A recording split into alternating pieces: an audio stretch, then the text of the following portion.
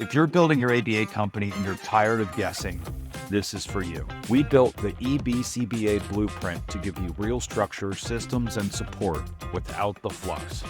Details are in the description. Welcome, everyone. I am super pumped about today's live stream. I've really built a great relationship with Ethan. He and I have talked a lot about the industry and the problems and how we can work together to solve it. We're outside the industry and we have our own perspective on things. And it's almost like when you're watching a boxing match, right? You've got the boxers that are in the ring actively getting hit and trying to work their footwork and dance around the ring and trying to win this round or the championship, right? And you got guys like Ethan and I sitting in the crowd going, oh my God, get your hands up. Like we're not in the fight directly, but we can see what's going on and you want to help, you want to contribute to it and see your team win. And our team are the clinical owners, the BCBAs and some RBTs who want to go out and start working through their own business and creating their own channel and sharing their expertise and helping the people they care about, our clients, the kiddos, their families, and our communities. And in order to do that, there's a lot that's going to have to change. There's a lot that we're going to have to start paying attention to as ABA owners and driving our business development strategies from financial to operations to clinical and really paying attention to what matters in your business. And Ethan and Flychain are a big part of that. One of the biggest problems that we run into on the financial side with our ABA clients is getting stuck in a bottleneck. And there are powerful ways that you as an ABA owner can program your business to communicate with you.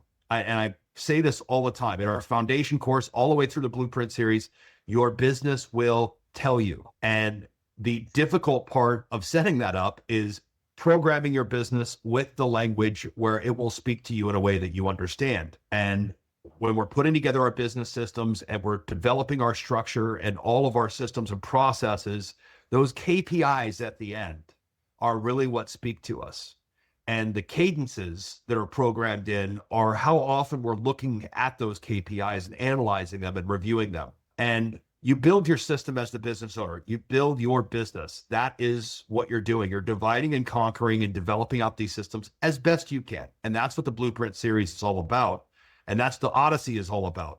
And once you get into the Odyssey, you've done the best that you can with those systems and you're continuing to learn and evolve those systems. And then somebody like Ethan pops up and his company and his solutions. And when you have the opportunity to watch a live stream, talk to Ethan, bring them into your company, outsource to them, or work with them on a consulting basis, that's bringing in a subject matter expert to improve your existing systems and supercharge that system. And this is what it's all about. You can't just wave a magic wand over your company and throw a $7,500 or $25,000 to a consultant and pray that everything's going to be okay. And this is why I love Flychain's model. Number one, they're helping you stay on top of those KPIs. They're pointing out those KPIs that you need to make sure that you're paying attention to. They're helping you teach your business and program your business to communicate with you. And then they've got the safety nets, those bottleneck safety nets that are in place so that you don't have to go get a second mortgage on your house, or you don't have to go pull out an SBA loan to bail yourself out. These are those contingency plans that come built in with these systems, and really proud to even be associated with Flychain. I'm so glad that they're here. Once again, Ethan and Simone, welcome. Thank you for your time. Yeah, thank you so much for having us. We're excited to give a little presentation today on really like building a business to last in the ABA universe, financial planning, capital strategies, KPIs, and we're gonna talk through all of that. Before I jump into the presentation, just a quick intro. I'm Ethan, one of the co-founders here and CEO at Flychain. I'm Simone. I'm head of growth here at Flychain. And we've built at Flychain, just as a quick intro, the financial operating system for ABA therapy providers. And really the small to medium-sized universe is our bread and butter under, call it $50 million in annual revenue. And we've had the privilege of actually working now with over 250 ABA therapy providers in the form of providing working capital and advance payment on claims, getting them through cash flow issues, whether that's Change Healthcare, TRICARE not paying, seasonality, deductible. Businesses are good. They just have crazy cash flow issues. We do that. We now have built this full financial platform where we do the KPIs, accounting, bookkeeping, take all of that financial work off of your plate. I say all that. This is not to be a pitch on Flychain. This is an educational presentation today. But I say that because we do understand the space. We've locked and tackled with 250 of our customers. And we come to this with a lot of empathy and understanding that it's not easy to run these businesses. And we're trying to make sense of the whole financial lens here. So that's a little intro, and I'll switch to the little presentation we put together and really dive in. As Derek mentioned, if you have questions, throw them in the chat. We'll get to them in real time. And with that, I'm going to share my screen and we'll jump right in. All right. So give the intro. This is what we'll be talking about today. That's us. And before I also jump in, we like to talk about that vendor landscape. And when we started our business 3 years ago, we saw that like data and data interoperability is difficult. Our customers are actually fantastic at understanding data. That said, it's generally more on that clinical side of the fence where they're tracking outcomes, et cetera. And part of our goal is to turn that clinical data and really bring it into the financial world. So all of our customers have an EMR, practice management, revenue cycle management. We define that as like clinical, meaning employees seeing patients, getting paid by insurance to see them, to really simplify things. Then every business has a payroll system and kind of QuickBooks. We go in, replace that, and make sense of that billing data and your payroll data so that we can structure it to then be able to track things. I like to highlight, this is how we fit into the ecosystem and partner with a lot of these other folks. So now we're jumping into the meat of things, scaling an ABA practice. Simone, you want to talk a little bit about kind of the different issues that we see as a business grows? And this is mostly just to set the stage. And as Ethan mentioned, we really approach this with empathy. We understand that the financial challenges are very prominent in this space, especially with the cash flow issues. And some financial challenges might become more prominent as you grow. So when you're in that startup stage, 0 to 2 years, you always have that initial cash flow uncertainty. Maybe you hired your first BCBA, maybe you're seeing your first few customers. You have that unpredictable revenue stream. Also then to add to that, securing initial capital while your assets on your balance sheet are low is very challenging, and the business tenure is also very low. Typically banks and other lenders will not really lend to you at that stage. Once you reach that 2 to 3 years in business, you have expanding payroll costs. You might be hiring more people, juggling that, plus seeing more patients. That becomes more like financial challenge. At that point, when you're 3 to 5 years in business, you have more complex financial management. That could be payroll management. That could be banking infrastructure. More payers. Yeah, more billing payers we'll see too. processing. That might be more complex. So that's what at that stage. And then once you reach that 5 years plus, you might be looking to expand to your next location. You might be thinking about M&A considerations as well. So this is just the flavor and setting the scene for what these potential financial challenges could be at different stages of your growth. Awesome. So this is the agenda for today. We're going to talk through all these different challenges, if you will, and really try to take a tactical approach on how to solve some of these challenges. So streamline financial operations and reporting. For us, for you to make decisions and understand how your business is performing, the first is what Derek mentioned. Let's get all of the data in a place that makes sense so you can actually have informed business decisions. So what we're talking about, there are systems in place, picking the right EMRs, RCMs, a Flychain, the right payroll provider. You can then really streamline the data. And so that's going to flow into your system in real time. It's about bringing that billing data in and really tracking everything. Every business, we're not telling you how to run your business, but we see those that are really successful kind of doing these things on a daily basis. Part of our mission here is to remove all of the work as it relates to financials take that off of your plate, but then show you metrics and things so you can run that business more efficiently. We say, daily habits, take a look at what your bank balance is every day. What is your outstanding AR every single day? And how is that changing? Is it ballooning over time? It's all about measuring twice and cutting once, as we say here. And so financial metrics, what are those? We're gonna take a really close look at that in a moment. But then also tracking spending. Are you blowing out your marketing budget? And are you tracking what the use of that marketing budget is to ROI? Does that marketing get you more patients, or are you marketing to hire more people. Okay, what does that cost? And then what does that actually equal to down the line? So again, setting up the right systems and data to then actually measure things to make calculated decisions. This is going back to, I like this picture. It doesn't take you all morning. And it gets back to that notion, setting up the right systems, this should be on autopilot, and you should get those insights surfaced to you on a daily basis, working with Derek, Flychain, other folks in this industry to help set up that infrastructure. So you're not spending a lot of time just to get to the answer. You should spend zero time, have the answer, and then basically make a decision from there. So again, real-time dashboards. This is both a combination of what's in that EMR system, but also how that relates to your financials. So when our customers are looking at like RCM and billing data, we say that's half of the puzzle, right? That's revenue data. And then for us, it's mapping the revenue data to expenses. What do you have outstanding from insurance? Do you take patient responsibility? So it's corralling all this data so you see very clearly what your revenue is today, expenses are today, and what revenue and expenses will be in the future. Again, setting up the right systems. You can do this automatically. It's what we implement with a lot of our customers to turn the lights on to their business many times for the first time. Now, tracking key financial metrics and benchmarking. So now we've got everything set up. Now let's actually do something with the data. We're very specific to the ABA therapy space. And this is something that we like to do with all of our customers. And we don't just do it once. We do this on a continuous basis. So what we'll do is we'll look at your net profit, gross profit, these big tentpole, if you will, metrics that are the biggest drivers of revenue and cost in your business. So once we get that all squared away, then let's start looking at benchmarking. How are you performing today on these metrics versus the median, the market, and then also those kind of top 25 percentile. So then we say, okay, where do you stack up as a customer to the market, the best performing folks? And then let's figure out how we can actually improve, knowing where we are today and what other folks are achieving. So what we'll do, let's look at net profit margin first.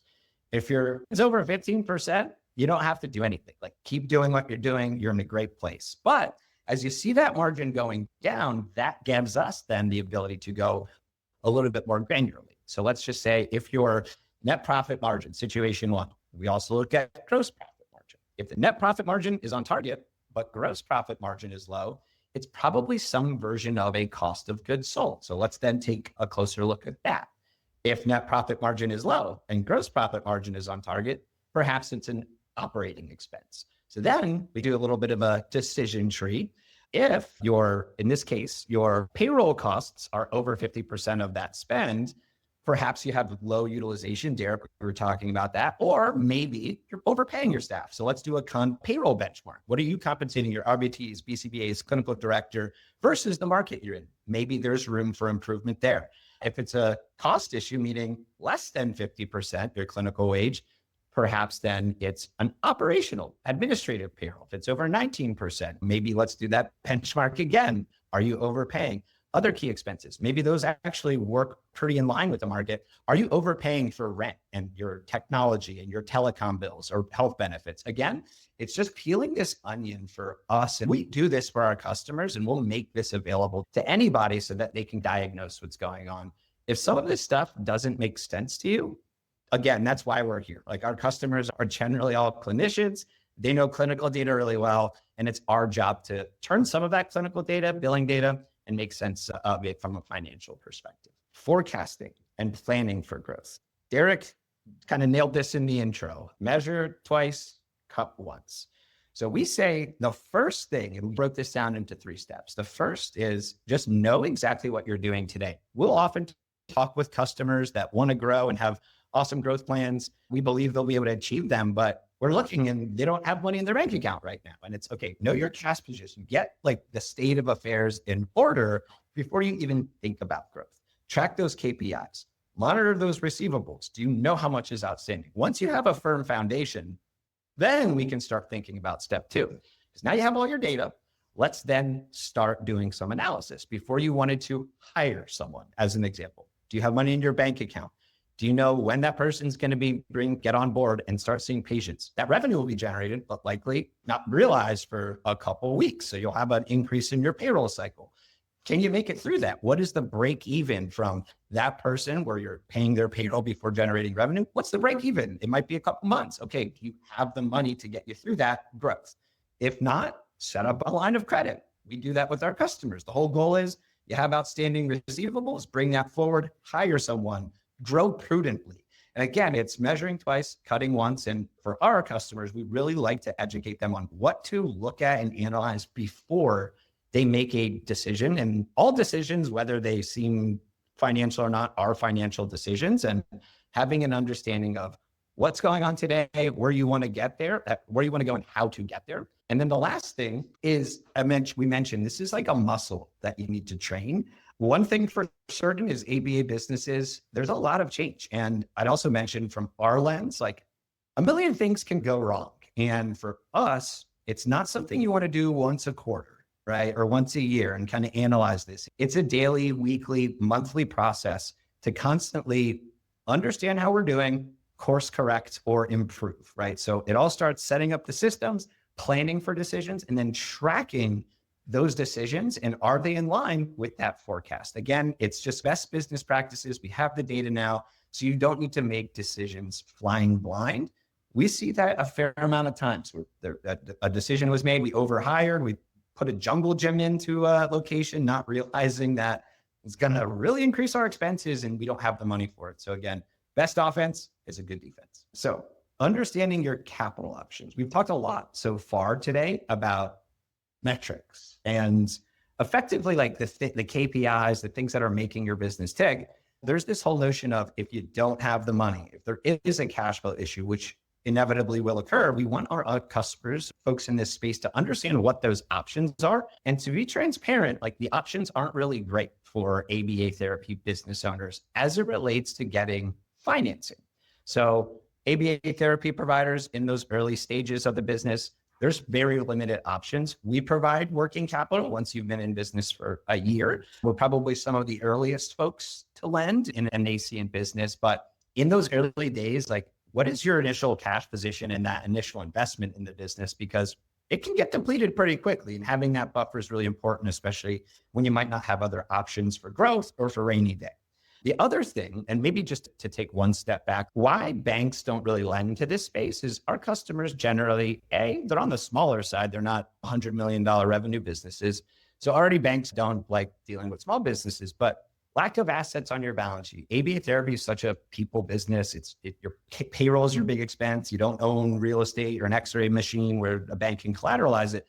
And so the only other options, especially in kind of this 2 to 3 years, is what we call predatory merchant cash advances. And what we'll often see is our customers maybe about to fall short on a payroll, they'll go out to the market and get one of these merchant cash advances that can fund them in 24 hours to cover the payroll, but they don't realize that the interest expense, there's all of these additional fees, and it can be a nail in the coffin. So again, why we started off with this advanced payment on claims was really to combat the predatory lenders, which are really the only options for a lot of our customers.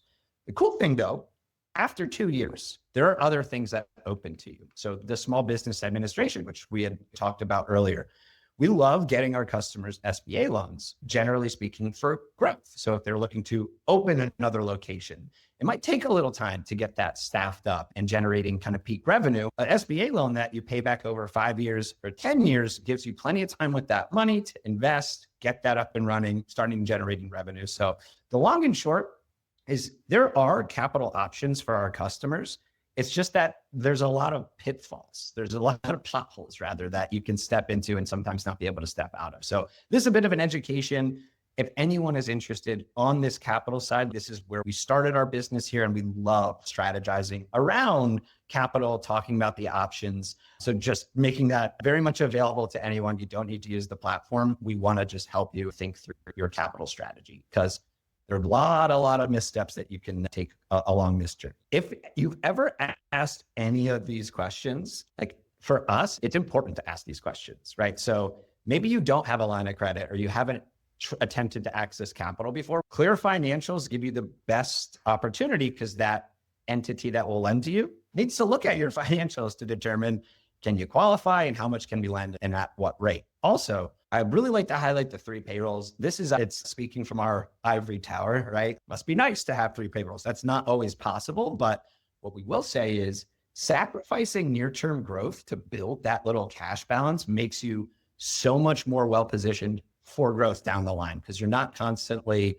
worried about cash flow issues. You're not having to take debt and pay interest. And so again, easier said than done, but you'll thank yourselves in 6 months' time if you don't really grow and build that cash reserve. We say running an ABA therapy provider, you almost want to operate it under like the Murphy's Law, where like anything that could go wrong will go wrong. We take that stance in it, and preparing for the worst is something that we don't want to scare you, but it does generally mean you're a prudent business owner that will be there for the long haul. So again, feel free, look at these questions. If they've ever come up to you, talk to us, or we'll point you in the right direction to make sure you're well taken care of financially. All right. Optimizing your payer mix and contracted rates. So Simone and myself, like we just spend all day figuring out how can we help ABA therapy providers from a financial standpoint, and improve their margin. Maybe that's the single through line here is we want to improve your margin, reduce expenses. One of the best ways to do that is renegotiation of your contracted rates. So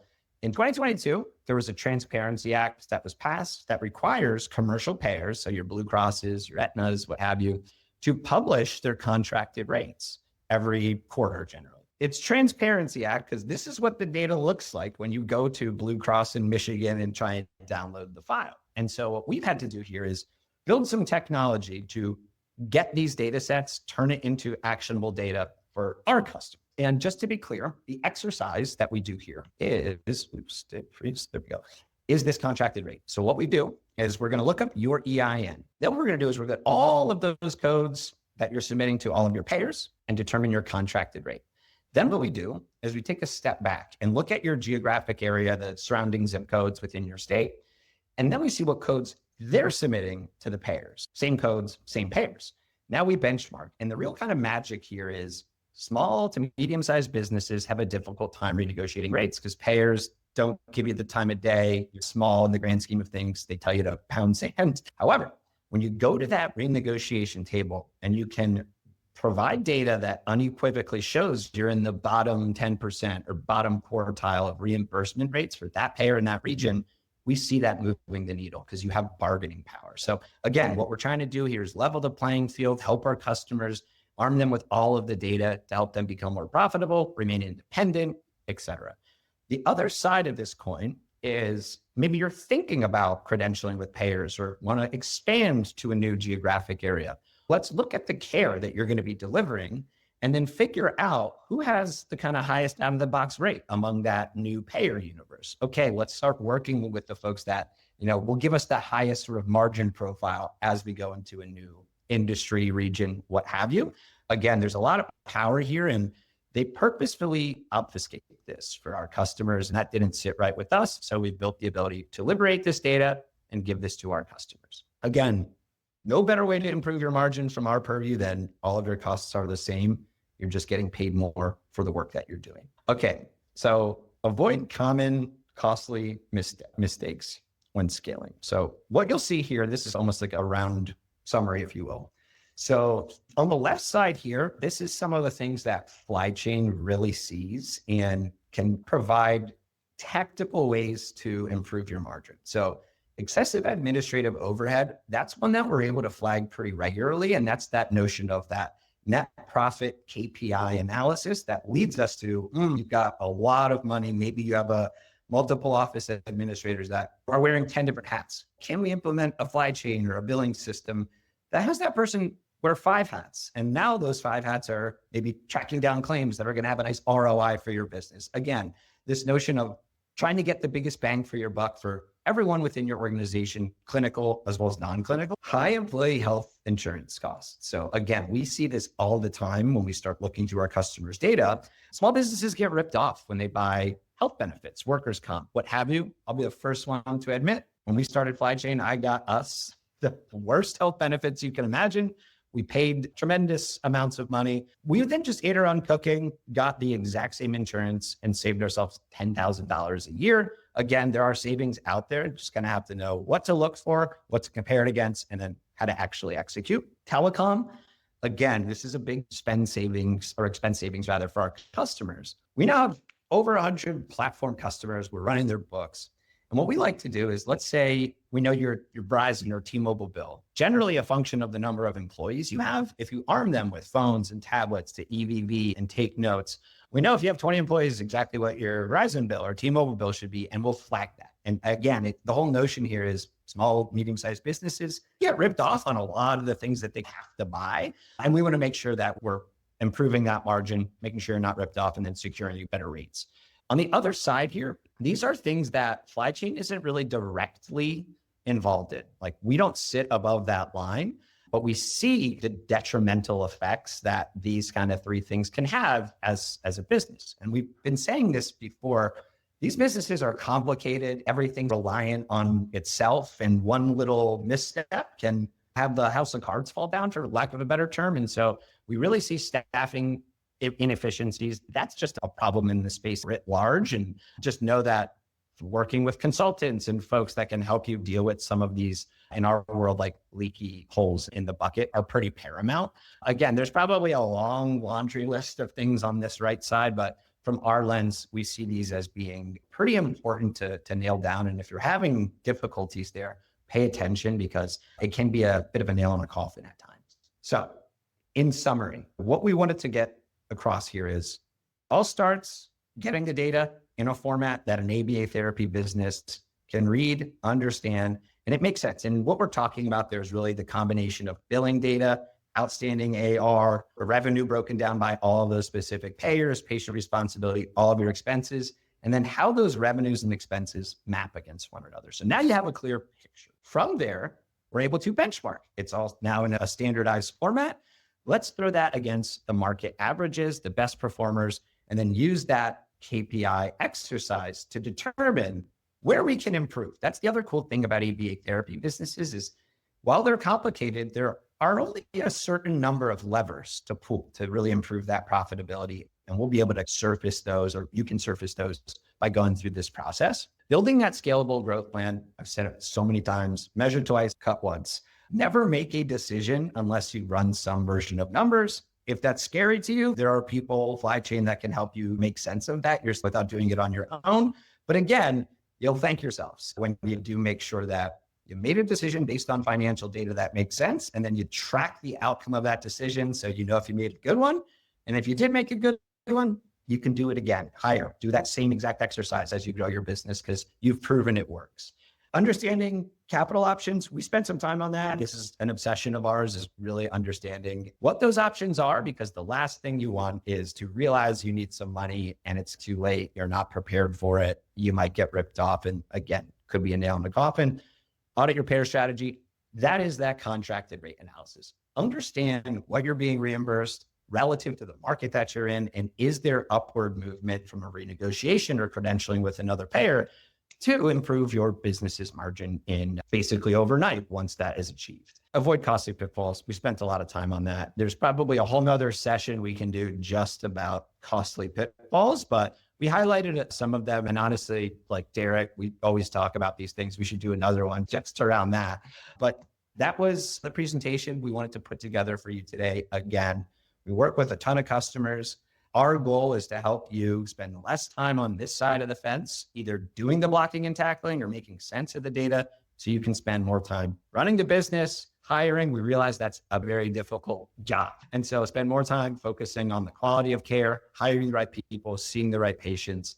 Let us take this off of your plate and surface the things that we think you need to pay attention to run a successful business. And I think just like in terms of, there's one thing that we would want you to take away from the presentation today is, hey, let's bring up your financials after this meeting. Look at your net profit margin, look at your gross profit margin, look at what is your salary and wages as it relates to clinical staff, and see what that is as a percentage of operating expense.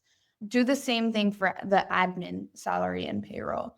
At that point, we can also send you these like financial metrics that we flashed on the screen earlier. Maybe we could go back, see how that compares to industry averages. See how you stack up versus other ABA therapy practices in the industry in the US today.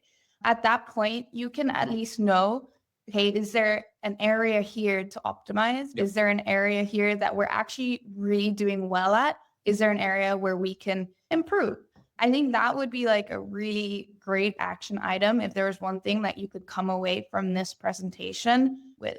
Yeah, I agree. I think understanding these 4 metrics, and if you have them at your fingertips, like you can go do that exercise. If you don't, highly recommend that you do and get those things tracked and accounted for, because it's the only way to run a business, as far as we're concerned, is making the right decisions with accurate data. Cool. I want to highlight the MCA loan thing. The MCAs are basically the payday loan scam, but it's for your business instead of your personal. And there is no situation that I have ever seen that has ever been made better by using an MCA loan. And I have this thing that I say to my guys all the time, DMIW, right? DMIW. Just remember that first. Don't make it worse. So if you have a situation and you don't know how to make it better, step 1, first principles, don't make it worse, and then figure out what to do. Quick story. I had a company that came to us after everything was burning down around them and mostly completely burnt down. They had hired an HR consultant to come in and help them take care of interpersonal drama that was happening across our 3 locations. They had 70 employees. It was an RBT and a BCBA who were partners running the place, and they were great clinically, and the business scaled big quickly because there was nothing in the area, no competition, plenty of demand, and the kind of typical story, scaling into chaos, right? And they had an issue with their billing and didn't see it happening until it got really big. And hey, wait a minute, why don't we have enough money in the bank account to cover payroll? And they had been relying on this HR consultant who was helping fix things around the office. And he said, here, let me see if I can get some funding, and went out and got an MCA loan and turned their $750,000 issue into $1 million issue overnight. And you get this temporary relief, and then the payments start going out. And it's not a $250,000 loan. It's a $400,000 loan, or worse in some cases. And it cost them dearly, to the point where they had to go from 3 locations to 2 locations and then 1 location to cut rent just to cover their MCA loan payment. And then all of a sudden it's all right, we got to scale up in-home services and do this to make up for revenue. And it's just a disaster when you're doing things on a reactionary basis. So don't make it worse. Plan ahead, make sure that you see these metrics, that you're paying attention to them ahead of time. But I also wanted to zoom in on, we have a lot of new companies that are in startup mode that are coming into our Blueprint series and joining the Odyssey and building these things piece by piece. And by the way, we look forward to Ethan's advanced finance stuff that'll be coming after the Blueprint in the Odyssey. But I had a conversation this morning. And that conversation was with BCBA, who's running in-home services and wants to find out about getting SBA loans. And as soon as I saw the question pop up, I thought, this is that disaster waiting to happen, right? We think, and there's a lot of things in business that seem to be intuitive or seem common sense, and they're not. Often the solutions are just increasing the size of the problem, and it's much bigger when you actually kick the can down the road. When you get to that can again and there's nothing to do about it, that's a much bigger problem. And there's a lot of things like that in the business realm. And I don't know exactly how to say this, but I want to talk about the first year in business. And this is usually how I lay it out. When we're building our systems and we're developing our structure and our workflows in the ABA business, we want to make sure that we're building those things in a way that aren't too dependent on other systems. So like one example, this is outside the finance realm, but one example is, why are you spinning up a practice management system that everything is depending on, and you're leaning on this one company, and across the rest of your systems, you've got these other 12 companies that are out there. And if one of those companies screws up, your business goes down the drains overnight. And I feel that the best plan and the best way for a business owner, a new business owner, to learn and to understand and to build their systems is to do things the simple way. And at least for that first year or the first 6 months, I know everybody wants to scale fast and they all want to grow, and I want you to, as well. That's why we're doing this. We want BCBAs to grow and help the kiddos at scale. That's the whole point of everything that we're doing. But if you can establish your financial systems, your operational systems, your clinical delivery, if you can establish these things on paper, and this is coming from a tech guy. I know I'm going to get backlash for this. I'm a tech guy. I love computers. I love software. But if you can establish your systems on paper and operate on paper for a while, it's important to do that. And the reason is companies fall out. Practice management systems could disappear, or they could get hacked. Something bad could happen. You can't get into insert practice management system name here. Those systems go down all the time. And it hasn't happened in the ABA industry yet where it's made the news, but it's going to happen at some point.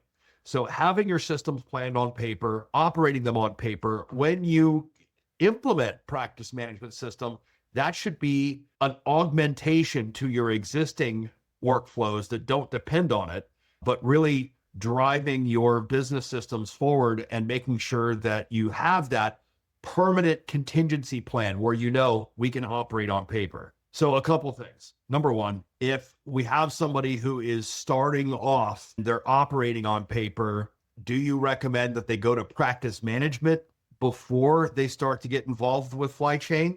Or are you able to help them with and I know paper, they're going to have SharePoint spreadsheets and things like that. But what level of digitization do you need to actually support a client? Yeah, we actually don't need anything, quote unquote, digital. How we operate is we'll link your bank account, payroll system, corporate cards, all view only, and that data flows into our system. And we do the same thing with that billing data. So like we take it completely off of our customer's plate. As it relates to like moving forward with Flychain, we always say there's no real like getting a good picture on your businesses and your finances is no better time to start than like day one. So you don't have to reinvent the wheel. That said, I would say don't increase your expenses. If you're just getting started, you can probably account for things for a couple of months. And then once you hit your stride a little bit, you're generating revenue, then talk to us. We'll go and do your books retroactively. So you're not paying us money as you're just starting to get minor revenue, and we don't want you to pay us to bleed into your margin. But from a technical standpoint, like most of our customers aren't very tech savvy. We just take that off of their plate. When we think about switching like an EMR or a payroll system or a billing system, like we see that being like an organ transplant for our customers. It's you're having to retrain people. You can stop payments for a while. For us, we take a different approach where we just onboard a customer. We ask them some questions. What bank accounts do you use? Corporate structure. Here's the instructions. Give us 2 weeks. We then re-demo the platform with all of your data. The whole goal for us is our customers don't ever have to do this again. They don't touch the books. It just all happens automatically behind the scenes so that they get that picture perfect view of their business that brings in all of those different data sources as they are disparate systems. And for those of you who are not aware of the full offering that Flychain provides, it replaces QuickBooks. You don't need QuickBooks with this system. The Flychain platform provides for that. Also, you have people who are experienced in ABA who are looking at your numbers, who understand your numbers. They understand the difference between clinical and in-home, clinic-based, in-home, and school-based. They get that stuff. And Kevin asked a question here. So, that kind of leads to what my question is. But the question is, what amount of money is good to have in the bank as capital when starting out for startup company looking to hire 2 RBTs at $20 to $25 an hour, each RBT having one client working 30 plus hours? Are we looking at 30K, 15K, et cetera? So before you jump into this, any business that I've ever started over the last 25 years, there is one number that I can use to determine the health of my company. And I want to know this at all times.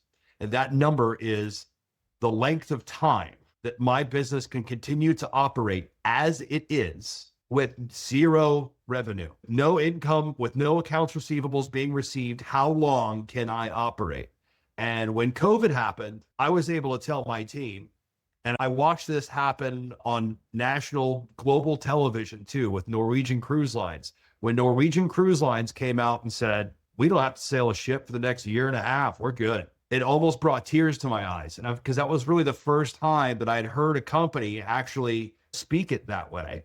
And when I can tell my employees, and this is before they started to do all the payroll protection and all that stuff, but I told my team, I said, listen, you guys have gotten my life to where it is now. We've got this long. We're healthy. We don't have to do anything. We don't have to do any services. All of our customers can stop paying us and you have a job for the next year. And I was able to say that to them with confidence. So that's how I've always looked at my business, any business that I'm running. How long can we make it for? And Kevin, that's an important question to ask. Yeah. How long with your payroll, which is extremely important, and all of your expenses, because these, especially in ABA, they can shut that faucet off and you will be starving for 3 months, sometimes 6 months or longer. So you have to be ready for that. And I know where you're going with this. Go full on with how you guys handle this with the lending and everything. Like every business is different, obviously, but the way that we kind of prescribe things, like not everyone's going to have the luxury of not making money for a year. That's not our customer base. We're not you aren't a massive cruise ship that has millions and millions of dollars, right? That's a different story.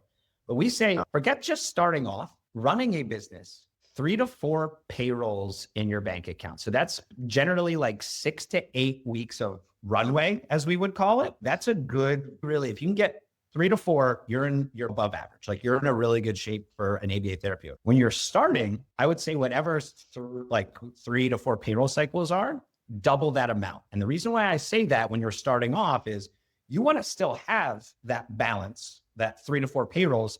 But when you get started, like you're probably going to run out of some of that money if you're paying yourself and other staff members, because then after those 3 payroll cycles, that initial balance has been depleted. And now you still have then that 3 to 4 payrolls. And look, you're generating revenue to match that initial couple of payrolls. So that is like, it's a bit of a nebulous answer to a certain extent, but I would say 3 to whatever your expense is, 3 to 4, have that in your bank account at any given time. And that generally will help you get through a lot of the issues that we see. So just to articulate what those issues often are from our lens, a billing issue. Maybe you screwed up billing, or in some cases you can do everything perfectly. And then you're just beholden to the payers that will say, we're going to just not pay you and hold it on for another month. That gets you through those little kind of micro things. There's the black swan event, like a Change Healthcare getting hacked. Like use that as an edge case, but we see like micro versions of that happening all the time. So best offense, good defense. Defense in our world is money in your bank account. For sure. Also too. Oh yeah. Just to like further articulate, if you have money in your bank account too, from a access to capital standpoint, it helps a tremendous amount. So getting a line of credit, forget Flychain, but anywhere else applying for capital, having a decent cash balance is going to get you approved like at a higher rate, a lower interest expense, and generally a higher dollar amount too. So I like to caveat that with, it's maybe a little counterintuitive, just have money sitting in your bank account, but it does give you a safety net, and B, opens up options for you. And plan your earning retention too. Like when you're making money and there's a profit, it shouldn't just all go into getting a new Beamer, right? You want to make sure that you're keeping some of that profit aside for the business to build up what I call your war chest, right? You have all these hopes and dreams and things that you want to do in the future. And as you're going through the Blueprint course, you're building your business to go toward your strategic objective. And this kind of leads into the other thing that I want to talk about, which is I see in-home services. And this is a completely, once again, a common sense plan. On the surface, it makes sense. I'm going to start in-home services. I'm going to grow that out. And then when I can afford it, I'm going to open a clinic.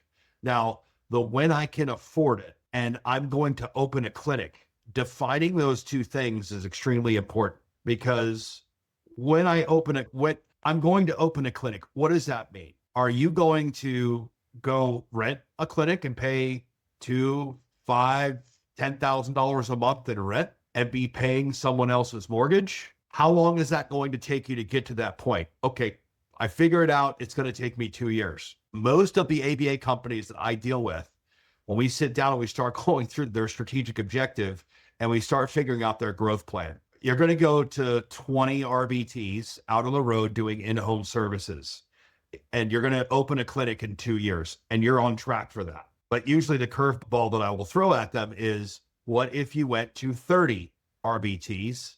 And what if you wait 3 years to open your clinic?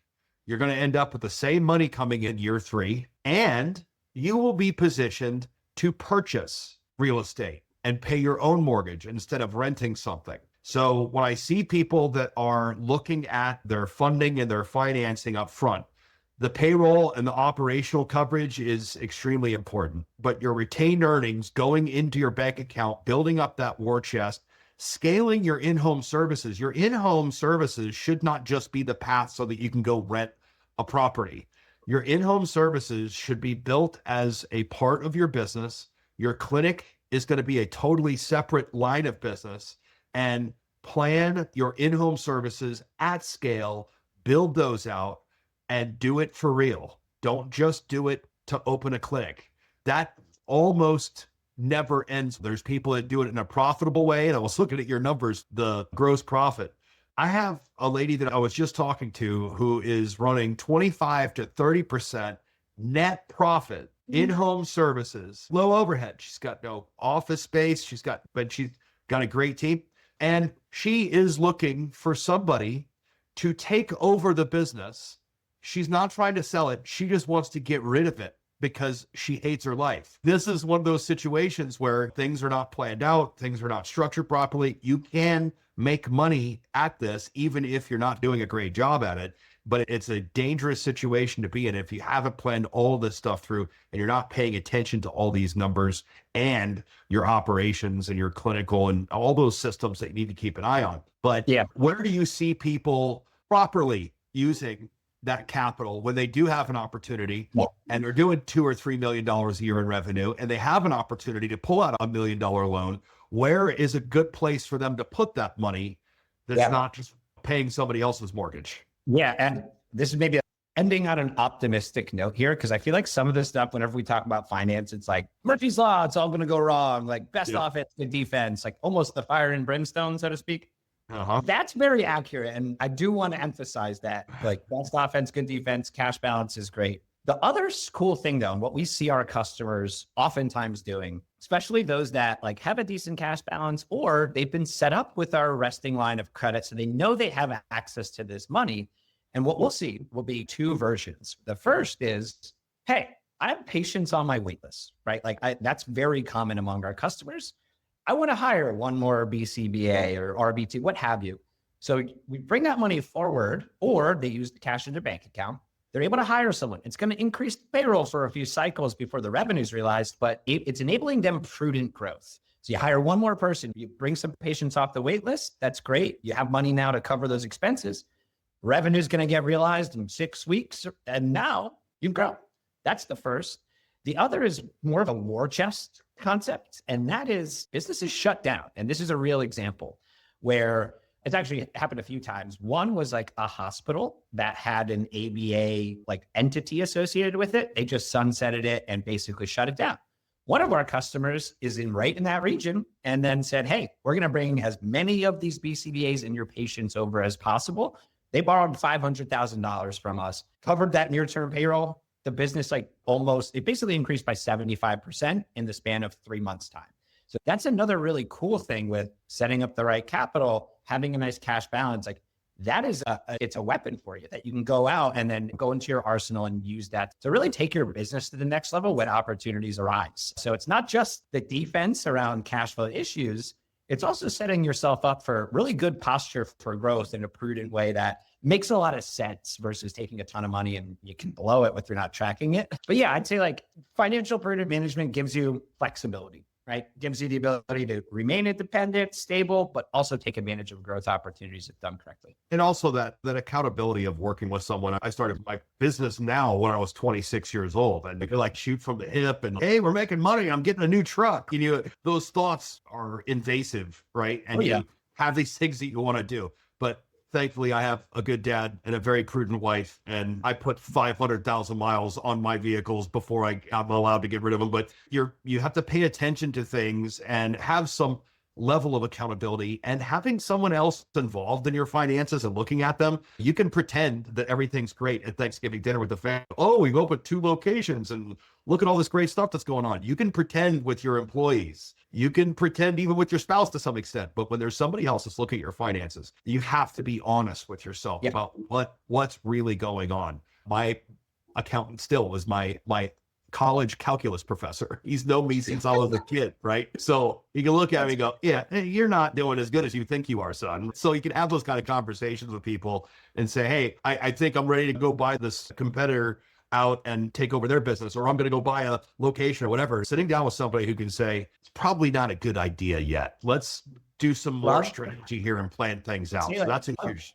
We love it when customers have problems because we're able to diagnose the problems, give them the action plan to improve it, right? It's being that, it's like having look at yourself in the mirror. Is this working? Maybe I don't even know. Let's start from the area, might be below the line, but we'll get you above there at some point in time. You just got to do the right things. And there's a process to this and it works. You just got to follow the process. Trust the process, as they say. Trust the process. All right. Once again, everybody, thank you for showing up and hanging out with us. We'll get this recording up in the next day or two.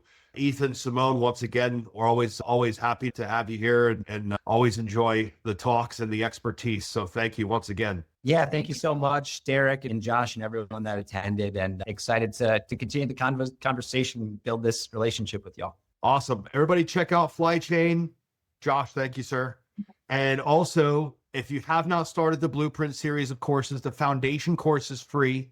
Go check that out. We do some basic financial stuff, but not the Flychain depth. That's going to happen after the Blueprint. Also, we have the founders rate that's open right now. The Odyssey is $297 a month. But right now, if you join, it's $97. If you join while we're building, you get everything, but you'll be locked in at that lower rate as long as you want it. So check that out. Join us. We can't wait to see you there. Thanks again. You're already doing the work, investing your time, your energy, and your vision. So let's make it count. Build something that works without breaking you. The EBCBA Blueprint is the way. Get started for free with our foundation course.